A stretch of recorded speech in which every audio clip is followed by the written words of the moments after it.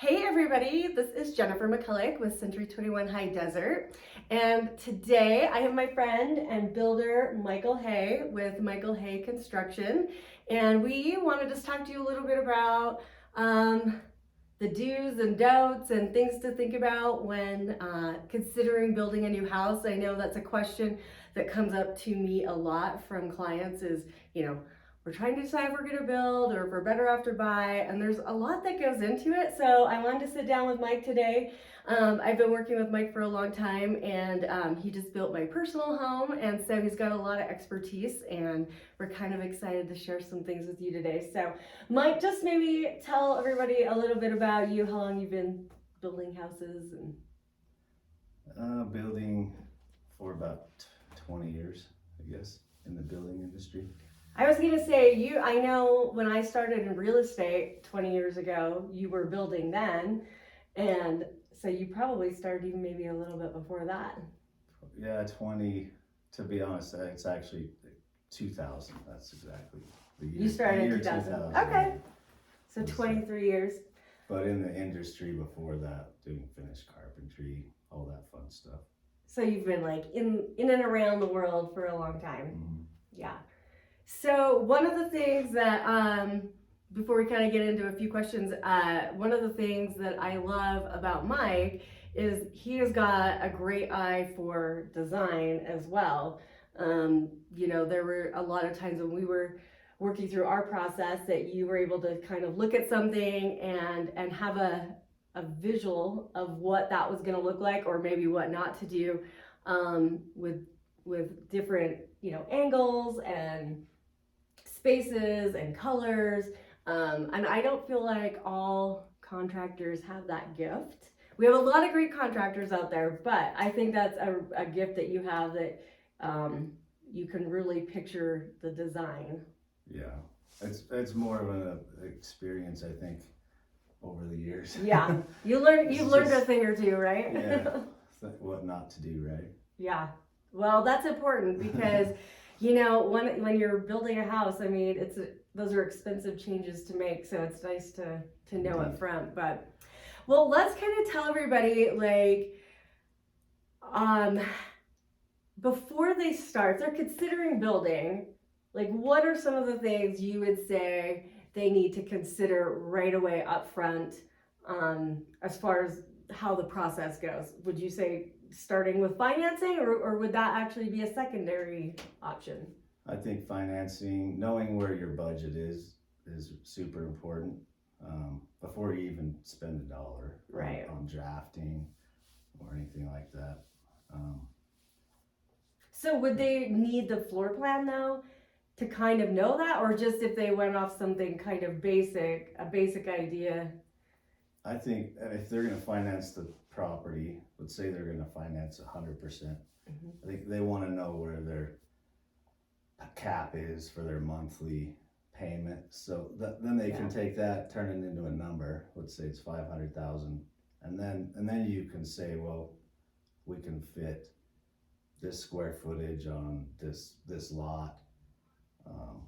And I think that's the easiest way, the cheapest way to do it. Almost like working backwards a little Mhm. bit, like, this is what I can afford a month.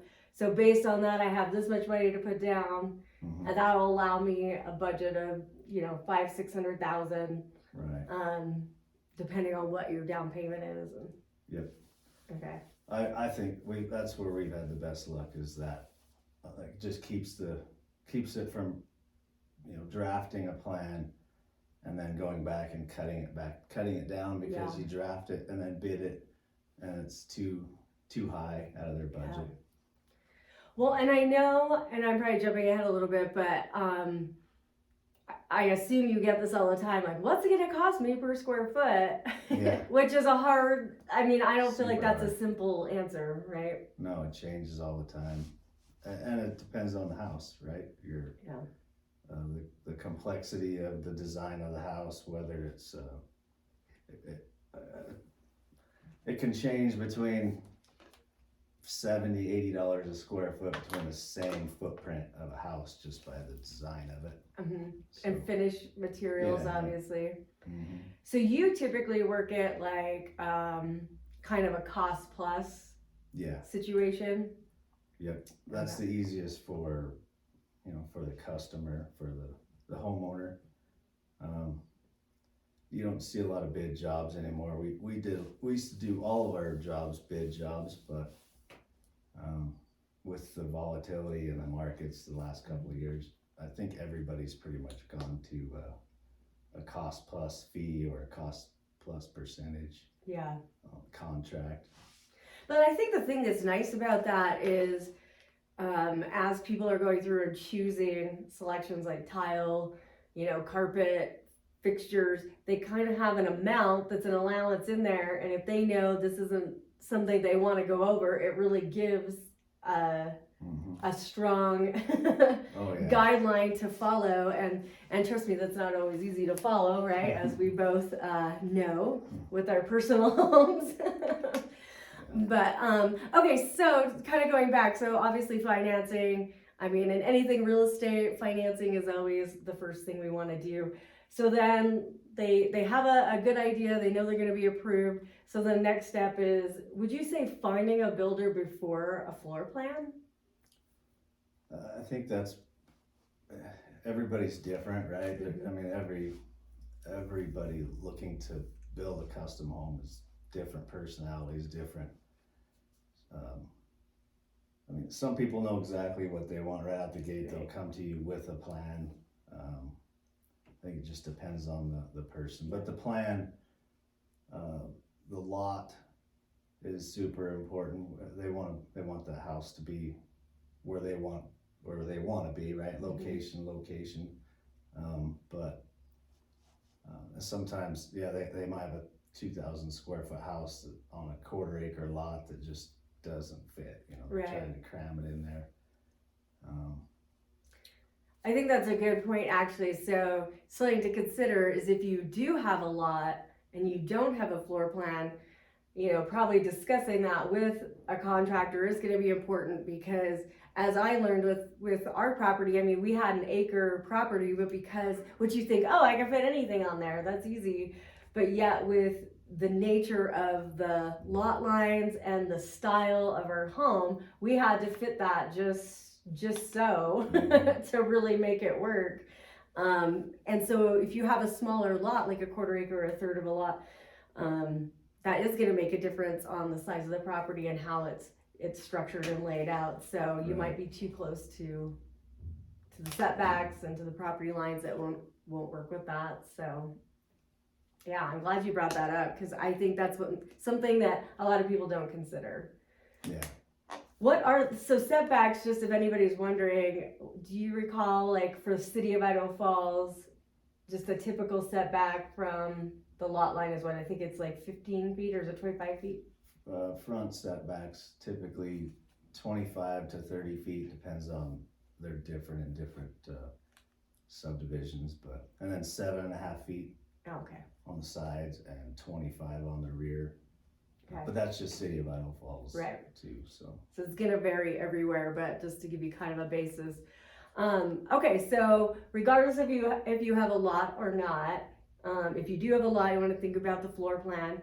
Say you just have a floor plan, but you're looking for a lot. Again, a lot of these contractors have lots in different places already. They can probably help with that. I know Mike right now has several really nice size lots in Shelley that are half-acre lots, or larger. I think the smallest is actually just over a half acre.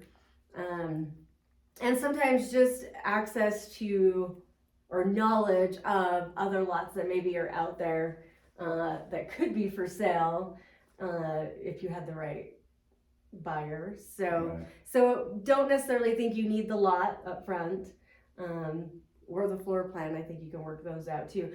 But the other thing that's nice is if you don't already have a floor plan as well, I know you've got a lot of great plans that you're willing to tweak. Sometimes contractors out there have their floor plans, but they're sort of like, this is it, because we know what it's going to cost us to build this. One thing I love about you is you have options and ideas, but you really like to customize for the homeowner. Right. Yeah, that's where I enjoy a custom build is, customizing it specifically.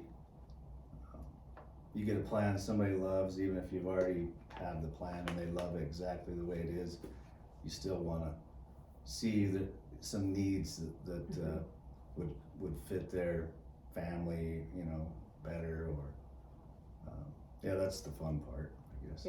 Yeah, helping them make it their own, Yeah, right? And fitting their lifestyle.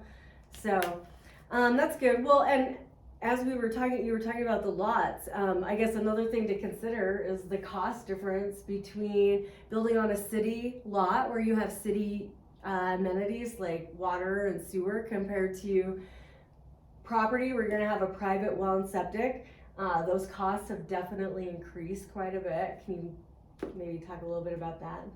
yeah, both municipal, you know, utility hookups, they've all gone up in the city limits, and then the rural ones with the well and septics have gone up as well, substantially for me, in my experience anyway. The city utilities are typically still cheaper, but they've added impact fees. Everybody has, you know, Idle Falls, Shelley, everybody has newer fees added. So, but it's across the board more expensive on the utilities. But the city's still cheaper at the end of the day, typically because the wells are really high. Yeah. I mean, Yeah. they've gotten expensive. Well, we learned this, obviously, and I know I'm using my house because it's the easiest example for me, but we had our estimate and our plan up front, and then of course when it happened, it was like, oh my gosh, the cost to put in the well has increased substantially. Do you think we'll see that change at all? I know a lot of people are thinking, oh, well, the market's changing, but what's interesting is new construction costs and things like that, wells and septics. Like, are you really seeing any change in prices regarding? No, not yet. Very little. Materials have started to.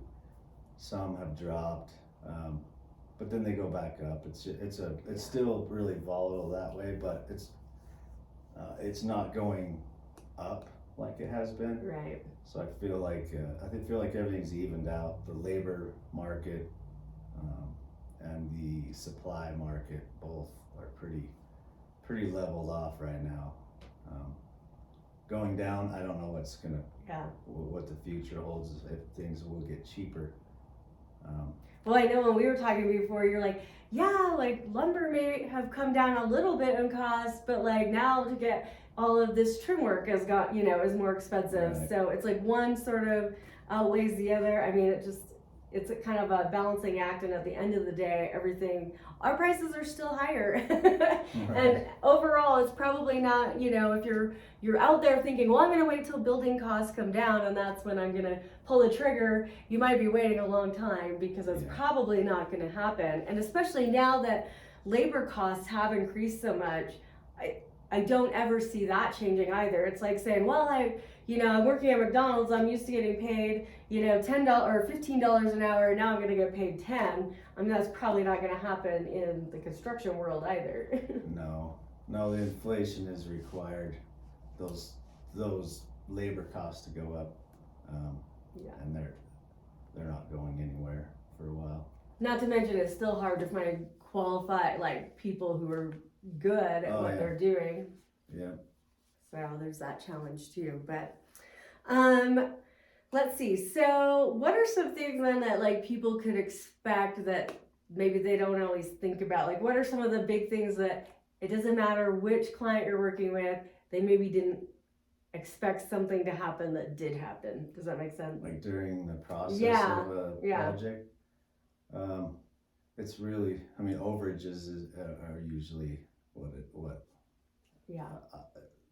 You always have some sort of overage, whether it's direct, a homeowner wanting to upgrade something, or just a price change in metal. Metal all of a sudden goes up, and but overages are, and change orders, but if people have everything picked out early, it cuts that down substantially. Like, Kind of helps. when you start a house with allowances, with hardly anything chosen other than maybe the floor plan, things will just, you never know where it's gonna end up, Yeah. they don't know, they know what their allowance is, but then they fall in love with this granite that's, almost 3 times the amount. yeah, Something, exactly. which is easy. And That's let me what tell I you, do. you can find some nice stuff that's like in a good price range if you really are looking, but it's really hard when you see all these nice things and you're like, well, I want that. And you think, oh, it's only $1,000 more. It's only $500 more, but all of that adds up really quickly. I mean, you usually say a good rule of thumb is to plan on what, 10% over? That's a safe, usually pretty safe if it's done right, before you break ground. If you have a good selection already made, Yeah. you're usually pretty safe at 10%. But I always I like 0. Right. Like you finish that job right where you estimated it, but how often does that happen? About 2% 1 in of the 100, time. yeah. So plan for overages, because let me tell you, it can be a stressful process. Yeah. For sure. I would say, just having gone through it, it is not for everybody. It is not for everybody. I can be a little bit, Mike's not gonna say this, but I know I could be high maintenance, and really I get stressed really easily. And that process, I was pretty organized. I kept track of everything.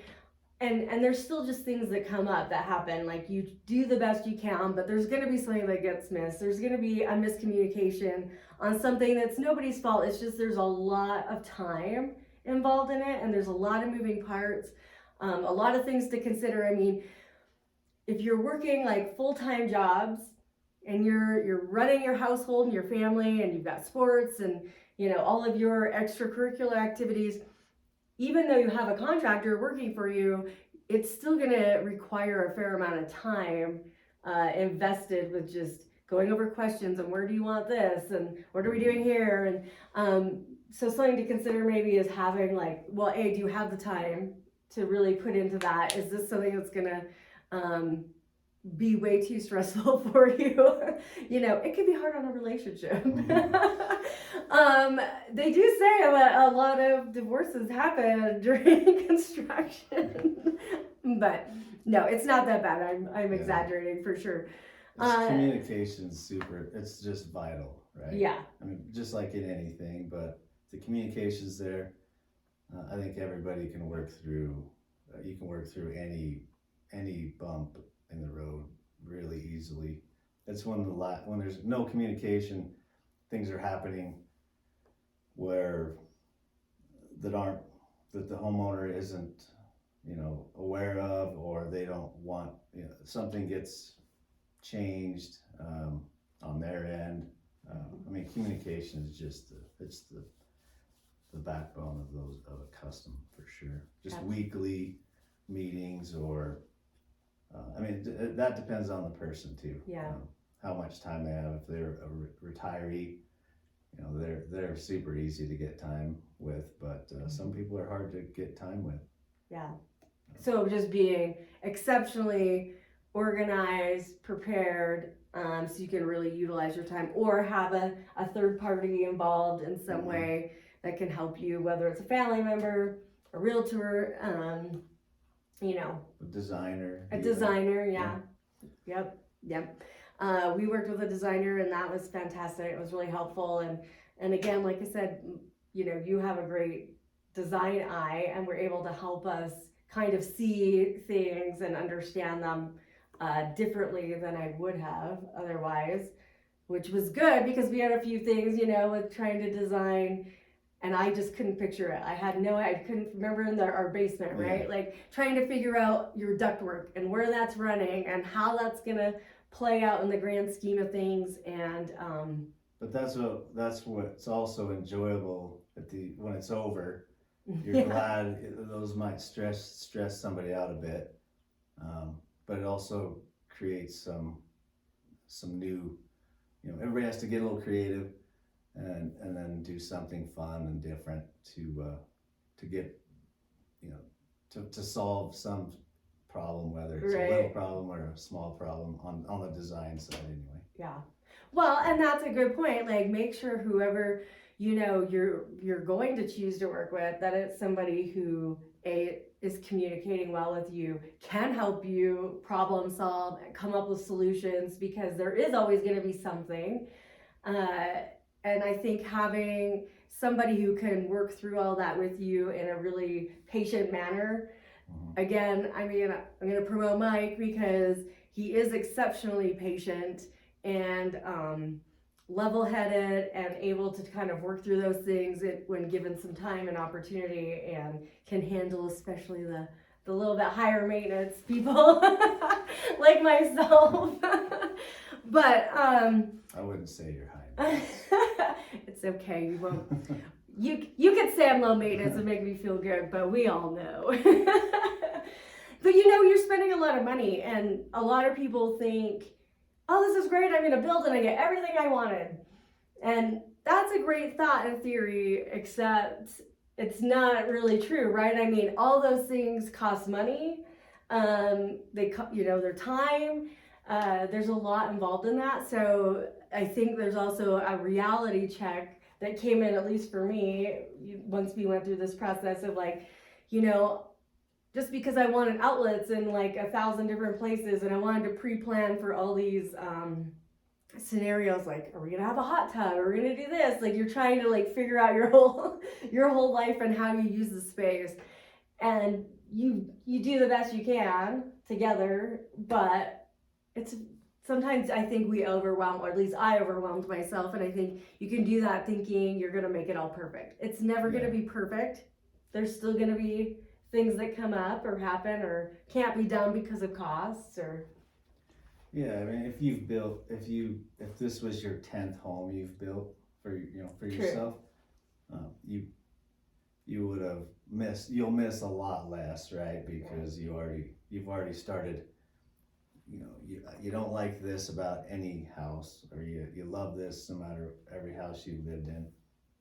That's true. I think it's hard to do, and that's my only real value with people, is that I've tried about everything. So if somebody wants to go one direction, I can help them see the cause and effect of some design change, whether it's going to be better for them. Sometimes it's better, but yeah, it's a fun process if everybody's on the same page. And that's true. I don't mean to talk anybody out of it. I'm probably sounding like that No, a little bit. Not at all. I might be a little traumatized. Feels that way. Anybody that thinks about it, especially if they've never done it, I guarantee they're looking at all of those. Like, well, how do I deal with this? How do I pick a paint color? I can't even pick my next car color. Right.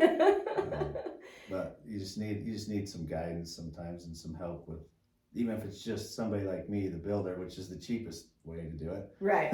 Well, I mean, that's true, because you have a lot of great ideas, and you can visualize the colors, and to pay for a designer, you're going to be, definitely a few thousand. But everybody that uses a designer is it's money well spent. For sure. Yeah. I mean, we had a combination of the two, but what I loved is you worked really well with the designer. So when there were things I couldn't picture or understand, you guys could talk the lingo and know and kind of understand. Yeah. What was wanted or needed, or. And designers like that are great to work with. I've never worked with a bad one, actually, but. Yeah. Some are better spending, Spending your money. Here, get this doorknob. It's 5 times more money than your average doorknob. Yeah. Which is fine for some people. Yeah. Some people that are on a budget, though, you gotta watch those pennies. Yeah, that's true. It's pretty easy to go over. It is a fun process, though, and I will say it's a move you decide to make. First of all, definitely recommend at least talking with Mike. as an option. You know, if you're going to be out there interviewing different contractors, I mean, he really is wonderful to work with, and he's going to always have your best interest at heart, which will come through. But it can be fun, and I know now, like when we're in our space, there's things that obviously people wouldn't like about our home because it's our taste and things we love and how we live our life, and I sit in there and I do enjoy it. You know, it feels like a space I want to be in all the time. So there's something to be said for that, for sure. Obviously, location, being able to pick where you're at, and is important as well. So, but there's a lot that goes into it, and you're just talking about costs, and one thing I wanted people to think about was, where do you think people spend the most money that kind of seems almost like unnecessary? Like, I could think of a couple places in my mind. Like I'll just throw one out, but like light fixtures. It's amazing how you can actually find some pretty good values on light fixtures without going crazy if you look. But do you feel like sometimes that's a place people easily go over, or? Light fixtures aren't too bad, but you can, if you're just shopping the look and not the price. Yeah. I mean, you can spend $10,000 on a chandelier, you know. Yeah. But and you're like, at the end of the day, I mean, it still lights the space. Yeah, there's great options out there for budget lighting that doesn't look like it was a budget shop. You know, for a light, you look at it, you could tell them that light was $1,000 and they could believe you right. if it was like, might only be like $100 light. Yeah, like $50 at IKEA. That's always the dance when you're doing a house, is trying to get your best bang for your buck. I mean, starting with design, right? You know, if you do the design correctly with you add trays or coffers or just architectural, you know, just different lines that there's so many things you can do that are inexpensive. They cost, but they don't cost a bunch of money. What about like fixtures? That would probably maybe be another area, or do you feel like sometimes, don't always go with the cheapest because? Yeah, I don't fix like faucets. Yeah. I think you want to go with good quality, but they're all pretty competitive until you get into those really specialty, the specialty fixtures that it just doesn't matter. They're going to be a lot more money. Yeah. If you have to have kitchen faucets, you just spend more money regardless. Everybody wants that. Getting used a lot too. Yeah, the rest of them, they're just more for looks. Yeah, that's true. Well, if somebody was going to put additional costs into something, what would be a recommendation where it would feel really warranted? I think, if it's a long-term home, somebody, let's say they're planning on living there for over 10 years, I would say windows, insulation, or depending on what your heat source is too. If you're propane, you really should, make sure to have a good window and upgrade it. Try to upgrade the insulation best you can. Propane is expensive. Otherwise, I think just quality wise, I think you just stick with good quality on anything that can fail, like faucets, lights, appliances.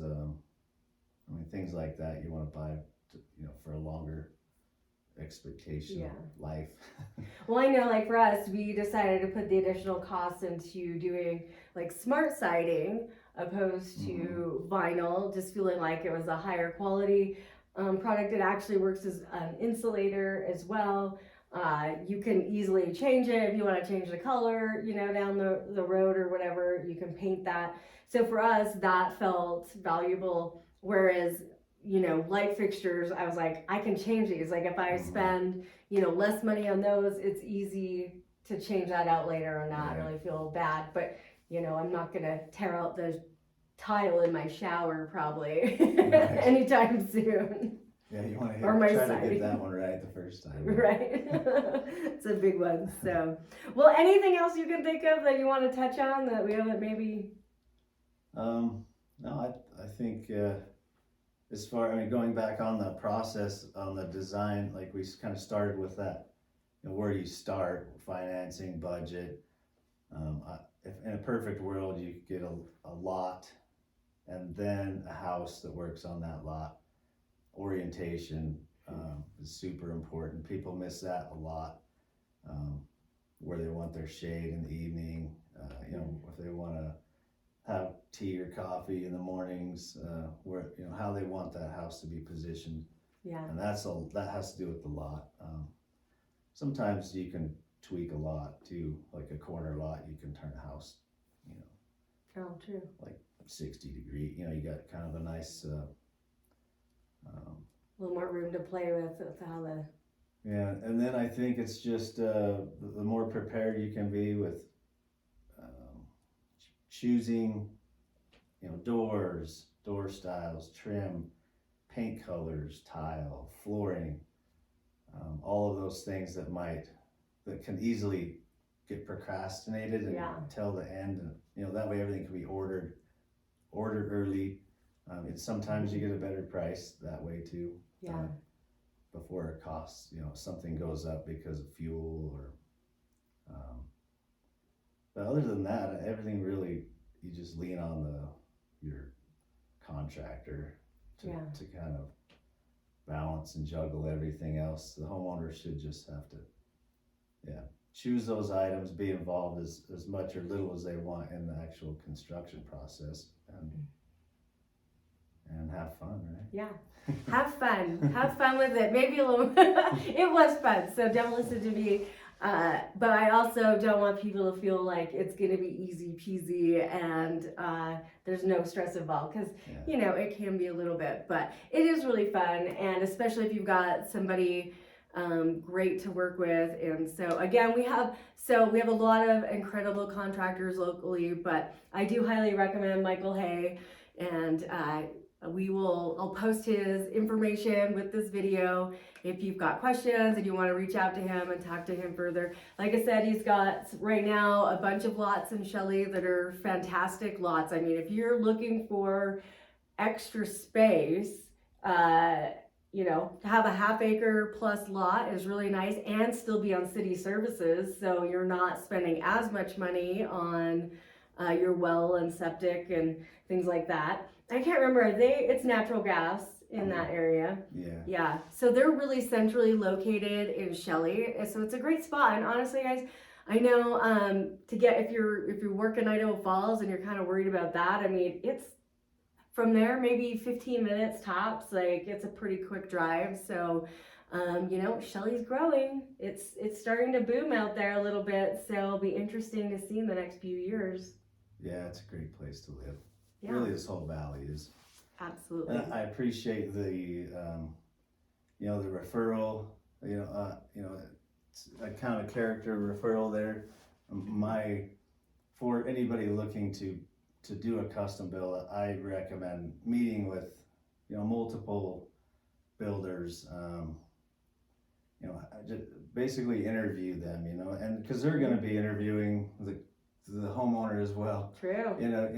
You'll get, if you get to a good mesh, that's really what should steer somebody in the in the direction they need to go, is just getting with everybody. Works different with different people. Yeah, different personalities, right? Yeah. Yeah.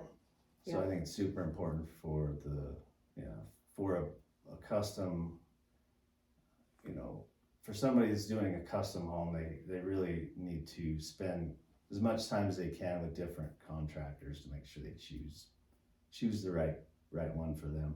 Yeah, absolutely. And with saying that too, Mike, don't just go off cost either, because you do get what you pay for it, and it's not to say you're not going to have one estimate better than another or whatever, but don't let that be your entire deciding factor, because You know, in my That's a good point. experience, you know, you want somebody who's really qualified, and a lot of times the people who are qualified might charge a little bit more. So, but you're going to be grateful for that in the long run.